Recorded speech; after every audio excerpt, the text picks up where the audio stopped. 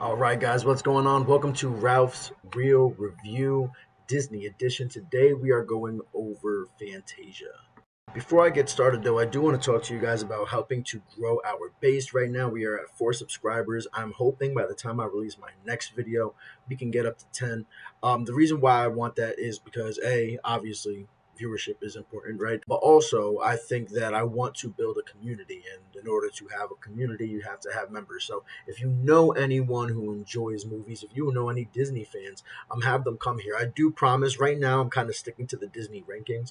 But once we get out of the summer box office and I don't have like as many movies to have to review, I think I want to start small. I am going to start reviewing movies that aren't Disney movies.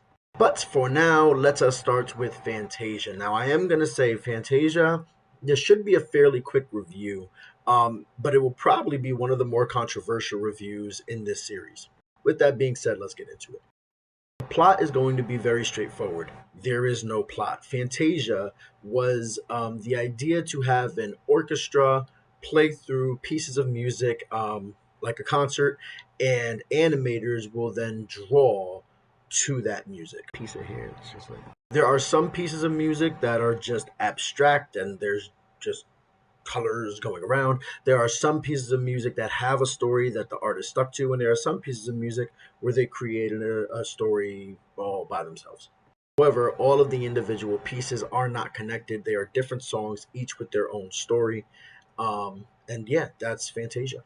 We're going to start at the top here with the animation piece of it. I do have Fantasia as the number one pick so far out of the three movies in animation. It was pretty similar between Fantasia and Pinocchio in terms of animation, in terms of the quality of animation. I think the quantity and the imagination behind the animation is what gives Fantasia the edge. I think that there is more spectacle just based on the nature of the film, and there's more to see.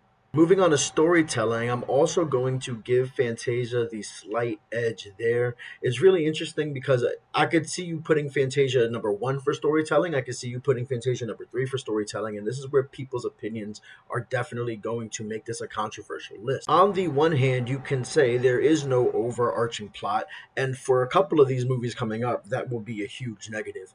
However, on the other hand, you could say there were a bunch of little plots, and the way that the story was told through animation and through music was so innovative, right? And so ahead of its time, um, that even though it has no overarching plot, it still is a great way to tell a story. And that's where I'm leaning right now. When I'm comparing it against the likes of a Pinocchio, I do like Pinocchio's storytelling. I do like its plot. I do think it has its flaws. And while I can admit that Fantasia's way of storytelling is not for everybody, I also have to say it is innovative, and that's why I'm going to go ahead and give it the number one slot. Next, we're going to go to characters, and this is where Fantasia will come in last place. Again, we're talking about the memorability of characters as well as the strength of characters. Unfortunately for Fantasia, and again, I want to go ahead and say out front, Sorcerer Mickey is like my favorite version of Mickey Mouse. So, Sorcerer Mickey fans, I hear you. However, Mickey Mouse was not an original character for Fantasia. Mickey Mouse was Mickey Mouse before Fantasia came out. So while Fantasia did help to modernize Mickey Mouse, right, and change his design a little bit and put him in a different light in the history of the character, right, it did move Mickey forward in some ways. Mickey was not made for Fantasia, so I have a hard time giving Sorcerer Mickey or giving Fantasia Sorcerer Mickey as like that's their character, even though it does originate from there. I know it's one of those things that we're either going to have to agree or disagree. Even if we do give Fantasia Sorcerer Mickey, then we're going to go to, all right, who are the other characters? Remember, Pinocchio, we talked about Geppetto, Jiminy, Pinocchio, the Blue Fairy, and then the strength of the other characters, right? The strength of a Lampwick, the strength of a Figaro, an Honest John, and so on. In Snow White, we have Snow White, we have the Evil Queen, we do have some dud characters, but we also have Grumpy and Dopey and characters that have withstood the test of time. For Fantasia, we had, again, let's say that we give Fantasia Sorcerer Mickey huge plus. Still using Phantasmic, still could be found on merch, still has a character meet and greet, right? Who do we have after that? I would say you have Chernobog, right? From Night on Bald Mountain. I would say for a Disney enthusiast, that is someone who can be named. That is someone who is used in Kingdom Hearts, right? It has its place. But when I'm looking at the characters itself, if I showed someone a picture of Chernobog and I said, "Can you name this character?" I don't think they could. And not for nothing, if I showed them a picture of Sorcerer Mickey and I said, "Can you name this character?" I think they could say Mickey Mouse. I don't know if they would say Sorcerer Mickey unless they were truly a Disney fan. So when it comes to the characters, I do have to put Fantasia at third. Next comes the Disney factor, and this was another one where I was splitting hairs. I wanted to put Fantasia at three, but I couldn't bring myself to do it. And here's why. As a Disney fan, right? Again, there's a darkness to this movie that makes me not put it above Snow White, right? Snow White is the lighthearted Disney feel that we all think of when we think of Disney movies. Fantasia as a concept feels like imagination. And although it has its dark plates, just like Pinocchio does, when you're watching Fantasia, you can feel that come through that imagination, the idea that this is what Walt wanted to do as an art form, the innovation, all of that stuff. It just screams what the company was founded upon, which is why it is hard for me to put Fantasia at third, even though it does have Nine on Bald Mountain, which is one of the weirdest things, and then it has the what's it called? The Centaur. I don't know what the name of the piece is. I'll type it out here, but the Centaur piece that has some, stuff. Next, we are going to go to talk about the music, where I do again have Fantasia at third, and the reason why, and again, I can understand it now, right? People getting upset. This is not music that was made for Fantasia. These are classical works that have been around for a long time that Fantasia then used. It's one thing if Fantasia was made with all original music. It's a little bit more difficult when they said we're gonna take popular music that we already know is popular music, and we are going to put that on the soundtrack. That would be like a movie just taking the Billboard top 10 and saying, okay, we're going to find a way to fit this in here. Like, you get less points for not having original music. So while Fantasia is the music, I would say, is more important in Fantasia because of the fact that it is not original. I do have to put it under Snow White and Pinocchio. Not for nothing, it kind of balances out because animation was number one, music was number three. It balances out somewhere in the middle. You get it. Next, we are going to talk about box office success. And this is actually pretty interesting to think about because Fantasia was released 5 times. It was released 3 times domestically, the original release and 2 re-releases. And the 19, I think it was 1990 when we had the second re-release, added 25 million to the box office, which the initial release only had about 42 million. So that was a substantial piece to adding to this adjusted box office total. It was also released twice internationally, which eventually brings us to where we are here. So we're looking at Fantasia with a adjusted box office total of $778 million adjusted for inflation, which will put it second among Snow White and Pinocchio. And it's just, again, interesting to see those numbers and to think that at the time, Fantasia was considered a box office failure, but not necessarily because of the numbers it put up, but because of the cost that it took. I'm not going to get too into the history of it, but if you wanted to look it up, there is a really interesting story about how Fantasia came to theaters. RKO did not want to distribute it essentially, so Disney had to go around and essentially create this theatrical experience. He trained ushers.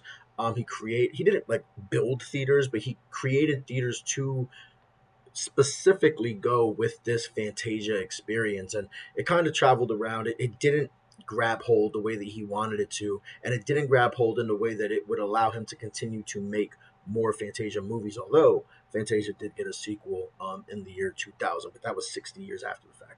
Regardless, that will put Fantasia at second, ahead of Pinocchio at 631 million adjusted for inflation, and behind Snow White 1.02 billion dollars. And then finally, we have historical significance. And again, this is where people are going to get mad at me. I have Fantasia third in the realm of historical significance. And here is why. The idea of Fantasia is different than the result of Fantasia. Fantasia is a movie that, as a concept, if you are an artist, I'm sure that this movie has inspired artists for generations. So if you want to talk about historical significance in that way, you can do that. And I'm not going to really debate that with you, right?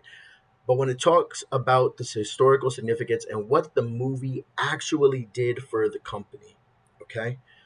Let's do the pros and the cons. The pros, we get Sorcerer Mickey. I'll even give you the pros that it inspired animators to want to work for Walt Disney. I'll give you that too. Okay. But the cons, it was not a success financially. This was supposed to be a series that spanned multiple entries. Walt had started working on a second entry, but it was not financially feasible to continue to do these movies. So while the idea grabbed the animation of artists, it was not able to be realized and was not able to really continue on in the company. As I said before, Chernabog has been used in Kingdom Hearts. Sorcerer Mickey, there is a meet and greet for him in Hollywood Studios, and there is the Fantasmic show, which features Sorcerer Mickey. But for the most part, when you look at the legacy of Fantasia, it is in the idea and not necessarily in the success of the movie and its characters. And because of that, I have to put it underneath a Snow White and a Pinocchio. Finally, we're going to go to our tiered rankings. I'm going to put Fantasia in the realm of you must be a diehard Disney fan to have the recommendation. And here's why I'm going there as well. When we do the actual like movie reviews outside of the Disney rankings, the tiers are going to be everybody must see, then everybody should see in theaters, then you should see but wait for streaming, then it's going to be it's niche, and then it's going to be totally skippable. And I feel like it's niche is probably a nicer way to term this, even though it's the same thing, right? Right now, I have it for Disney diehards. If you are an artist, if you love classical music, if you love animation, if you love the Disney company, right? Then this movie is for you. And that might be a very big niche. I understand that. But this is a Disney ranking. So looking at the idea of a Disney movie, and it's also for general audiences. And I will say, like, as great as this movie is for what it is, if you don't understand the historical significance, if you are just watching the movie, I can't say to a general audience member, yeah, this is something that you should see. I can't even say to a casual Disney fan, this is something you should see. The allure behind Fantasia is in going in and looking up the history of the movie, what it took to make the movie, the historical significance behind the movie, and who is going to go ahead and do that to enhance their movie going experience of Fantasia. Only the diehards. So because of that, I do put a Disney diehard should see. I will put this in that tier, even though I don't consider it a two-star movie. I just consider it a very, very good niche movie. What do you guys think? Was I too harsh on Fantasia? Would you have put it somewhere higher? Please let me know in the comments.